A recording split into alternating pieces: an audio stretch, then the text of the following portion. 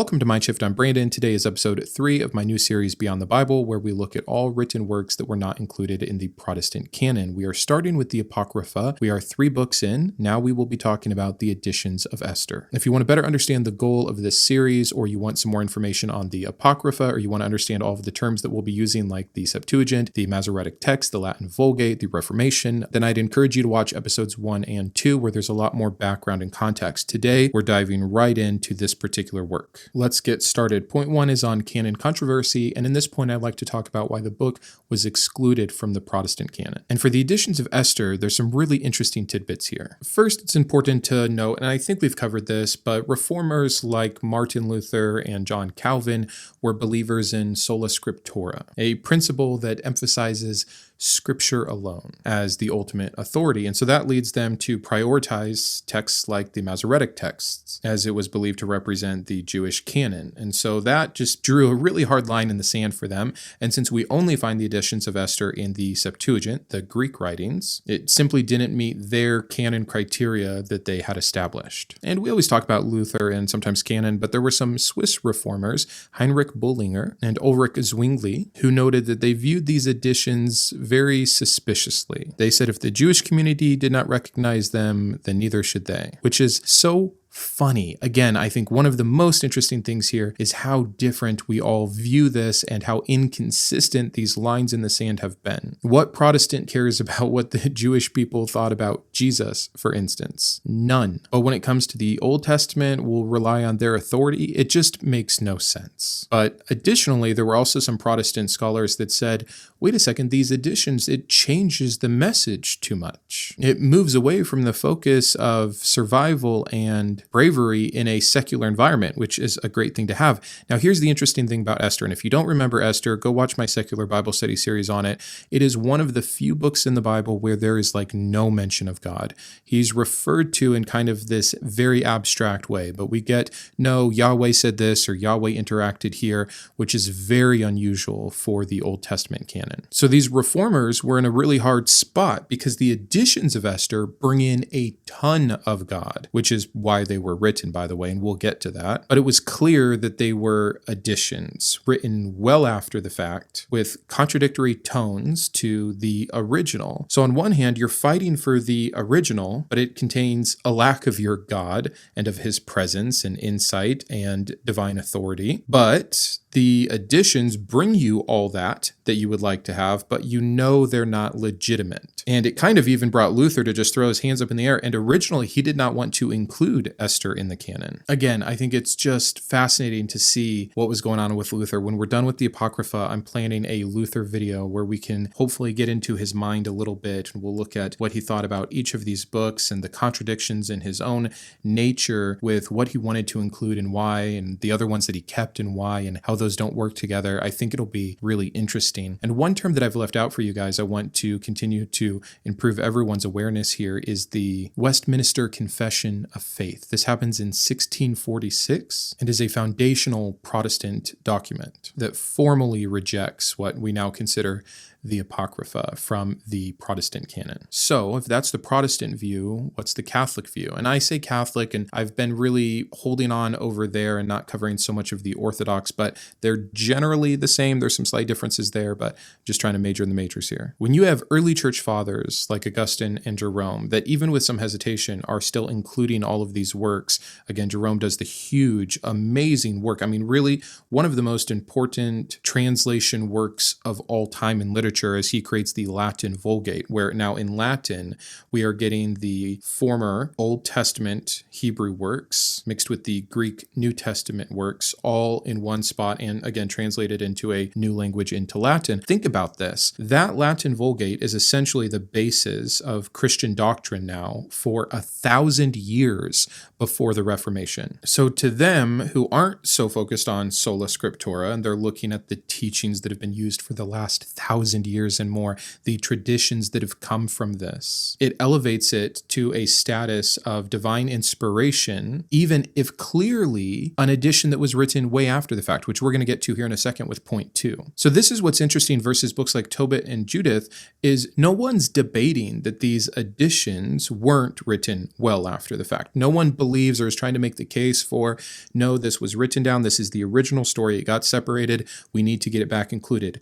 No, people are very clear that these were written after the fact. The Catholics just say, so what? They're still part of church history and teaching and tradition, and thus useful and even divine. And again, you have people like Cardinal Cajetan and the Council of Trent, where these things are getting kind of finalized. Let's move on to point 2, where we're going to talk about authorship and date and add in some of this extra context. So starting with authorship, Esther, just as we have it in the Protestant canon, is traditionally given to Mordecai. Now there's some issues with that. Again, see my video, but even with the editions of Esther, no one tries to make the case that this is any longer Mordecai. Scholars propose that this is some Hellenistic Jewish scribe that is working very hard to bring in both the elements of common Greek culture that many Jews were now getting familiar and comfortable with and living under, while even reinforcing typical Jewish traditions of the faith, such as divine intervention and miracles that we get from the editions in Esther, but not from the original. It is such a wild mix of trying to get back to the roots, because Esther is already a weird book. Like,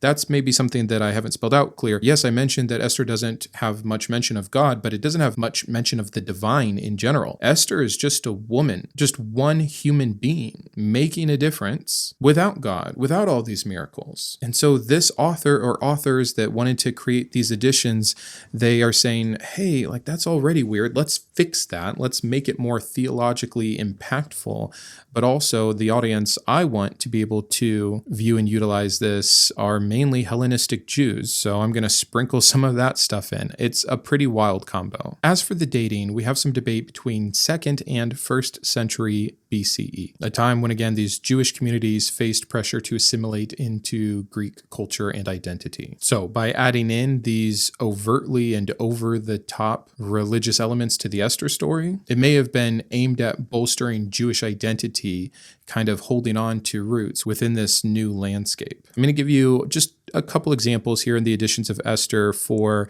the Hellenistic influence that we see. And by the way, my next point is going through what the editions of Esther are. I'm still working with the ordering of all of this, but I like to kind of set the stage before we get into the story. So one of the things we get in the editions is Mordecai's dream. This is a typical Greek literary device meant to foreshadow and symbolize future events, much like all the other visions and dreams in Greek tragedies and epics. And yes, by the way, some of these things are done everywhere, right? There are only so many literary devices. It's in the way that they're done, and especially when compared with how those same things were done. Of course, there's visions and dreams in the Masoretic text, but they're portrayed and described and include different kinds of details for the foreshadowing and symbolism that will come of them. And so this seems to be inherently a Hellenistic thing to have done. Same with the incorporation of these long prayers, both by Esther and Mordecai. Yes, we have long prayers elsewhere in the much older Jewish writings, but not in the same fashion. These are much more in line with the Greek influence style that is allowing us to see into the inner world, an emotional monologue of the inner thoughts of our main characters. Again, the Hebrew works typically had a lot more brevity. So let's get into point 3, a book overview of the editions of Esther. And we're going to do this in 6 sections. That's really easy today because there are 6 editions to the book of Esther. Now, when these were originally written, some people put them just at the end, and then eventually they started to try to include them where they fit better in the story. So if you pick up a Catholic Bible, you'll see the verses that I put up on the screen for these different segments because they fit themselves into the story. So segment 1 is Mordecai's dream, and you'll see that that fits in at chapter 11, verses 2 through 12. Mordecai has this pretty wild dream. 2 dragons. You have to love the apocryphal text. There's so many more fun creatures. And these dragons are poised for battle, and it's dark and ominous. It seems the dragons are meant to represent the 2 opposing forces, one being Haman, going back to the main story of Esther, the enemy of the Jews, and Mordecai as the protector. Talk about some Freudian psychoanalysis that would be needed here. The ominous clouds, that sense of doom, is pointing at the potential fate of the Jews, the persecution that will definitely be coming. But in this dream, there is a light that is shining over the land, and that is where Esther comes in. This is serving clearly as a foreboding prelude, but also giving us a theological setup that will pay off later in another edition. It also elevates Mordecai into this kind of prophet-like status, which we didn't see him in during the Protestant version of this story. And since we have a dream, where do the dreams come from in these older texts? From God. So we're introducing God in. Here is the divine intervention. God has a plan. He was aware of what was going on all along. He's bringing the light that will be Esther, that will be the redemption for his people. And this is the biggest thing that you are going to see with these editions, is we're trying to give the power back to God. Now, early Jewish readings of the actual story of Esther, they would have seen this. I'm not trying to say that just because there was no God mentioned in as serious a way as there are in other texts, didn't mean that under the context of what the Jews believed, they're reading this rather secular story and thinking, yeah, look what God did. No one's taking that away. But it's like the editions are trying to really make this thing heavy-handed. Can't you see? We don't want to just rely on you contextually understanding. We are going to spell it out for you. And it's almost sad to see what is otherwise this really neat, unique, more dialed down and realistic story about what your faith can do. Right? That's how I always read Esther. Look at the beautiful faith of this woman and what she's willing to do for her people. And we didn't have to have all the huge theological, overly miraculous and intervening concepts like we typically got. It was a narrative more based in reality and thus, I think, more useful. But let's continue on and see where else this plays itself out. So segment 2 is going to be Mordecai's prayer. And the prayer starts as one of despair. He is grieving the decree that is going to harm his people. He tears his clothes and covers himself in ash and calls upon God, just like the other prophets, to remember his people, remember his covenant. And it's interesting to see here because this prayer for Mordecai shows his vulnerability, which then shows God's authority. This was never just Mordecai and Esther working out a plan. This was always look first before Mordecai could come up with anything. He's begging God. It's humbling humanity, making sure, again, we remember our station before recognizing that all of this is only happening because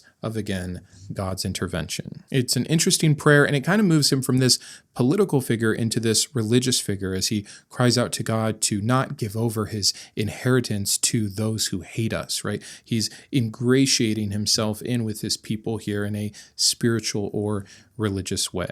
But now we'll move into the third edition, which is Esther's prayer. And I'd encourage all of you, just go Google this, read it for yourself. It's actually a really beautiful prayer. Well done to this 2nd century author for this inclusion. However manipulative all of this is, by the way, and we'll talk about that here a little bit at the end, but this is a nice prayer. It also lowers Esther, which again is sad to see here. It takes away that bravery from the original story, the hero aspect of this, and again gives that credit back to God because we see through her own inner world here, her fear, her struggles. She begs God to change the heart of the king. She talks about how she hates the splendor of the wicked. It shows her ready to sacrifice herself, but again, only through the power of God to do so. I think it adds significant emotional weight to the story, which is cool to see. But again, I think it takes away from some of that steadfastness that we had associated with Esther previously. But here we go. Segment 4 is the divine intervention in court. So it starts with Esther approaching the king, and she is really nervous and she is really vulnerable, overwhelmed with fear, I think is what the text says. And when God sees this vulnerability, he is moved to act and he changes the heart of the king per her petition, to which he extends his scepter in acceptance of Esther. This is the turning point of our entire story. The king's sudden empathy towards Esther is described as a miraculous softening of the spirit. And you know what? Again, credit where credit is due. Because I said so many times through my secular Bible study series where we covered the first 66 books, look at God always hardening hearts, always hardening hearts, always hardening hearts. Wouldn't it be cool if he ever softened a heart instead? And isn't it better? What if the whole story of the Old Testament was God working with people? Because again, and first of all, wouldn't it actually be cool if we actually saw free will? Then at least we'd have some justification for this whole original sin thing and all of the hellfire that everyone deserves. But in lieu of free will being real, because of how much much divine intervention we see, wouldn't it have been amazing if all that divine intervention had been handled like this? Now, it's still one-sided, it's still totally hypocritical, it's still God having favorites and only working on behalf of those whom he likes and who pray and petition hard enough to him. It's still riddled with issue. But when you compare God hardening Pharaoh's heart just so he gets to do more plagues, show off more power, kill more innocent people and animals in the process, versus softening a king's heart to avoid more death, yeah, that's nice. I'd like to shake the hand of this 2nd century author, kind of, not really, there's still a lot of issues. So it's subtle, right? This isn't fire being called down like with Elijah. This isn't a worldwide flood. This is one king getting one heart change towards one particular person so a plan can start to take place. But it still rewrites the story enough to show that God was at the helm. And that's the purpose of this particular edition. Let's move into the 5th edition, which is Haman's Plot and Retribution. This edition is about Jewish propaganda, essentially. Instead of just a downfall of Haman, the downfall comes because of the king's letter. The king's letter is doing a lot here. It is showing that Haman is purposefully manipulative and misleading, as opposed to just having a personal vendetta with Mordecai who did not bow to him, as the original Esther story puts it. So it's denigrating Haman, but at the same time, it's not just leaving the Jewish people in a neutral state, it is bringing them up. It praises their loyalty to the kingdom as a people group. Here's where I think it gets most interesting. Yes, also, I should note that this, of course, shows more divine intervention, that all of this is coming from what God did with the king, but it's also giving Jews even more permission. So in the original story of Esther, we get a permission for the Jews to defend themselves, a right to self-defense. But in this edition, we get a much more formal proclamation of this. It is directly from the king's support for the Jewish people, adding weight and authority to their defense. Royal permission here to fight against those that are oppressing you. I wonder why a 2nd to 1st century Hellenistic Jew would want to include that in this segment. But let's move on to segment 6, which is our conclusion and interpretation of the dream. So this kind of goes back, chapters 10, verses 3 through 11. Here we have Mordecai. He is reflecting on his earlier dream, interpreting the symbols as having foretold the Jewish victory. We kind of already mentioned this, but the dragons are revealed to be Haman and himself. I think earlier I said the light is Esther. I probably misspoke there because, again, this whole thing is about removing power from Esther. She is the one who is going to bring about this light. But the light that broke through the dark clouds is the providential deliverance attributed to what? Not Esther, not Mordecai, to God and his mercy. So that's the story of the editions of Esther and how it changes the story. And it really does. We get the same outcome. We get the same 2 main characters, or 3 characters, now up to 4, I guess. We get a lot more with the king than Mordecai, Esther, and Haman. But let's introduce a 5th. God. Let's make sure we know that it was him all along. Let's not forget our place. We would have been nothing without him. We couldn't have done it. Esther was full of fear and trepidation. She wasn't sure of herself. She was begging God to take the reins. And when she was so helpless, guess what he did? And only because he did we get everything that followed. And then we get all this propaganda. And that's quite the change, isn't it? Oh, also another change that gets insinuated in here is that the whole time that Esther was in the royal court, she never broke the Jewish laws.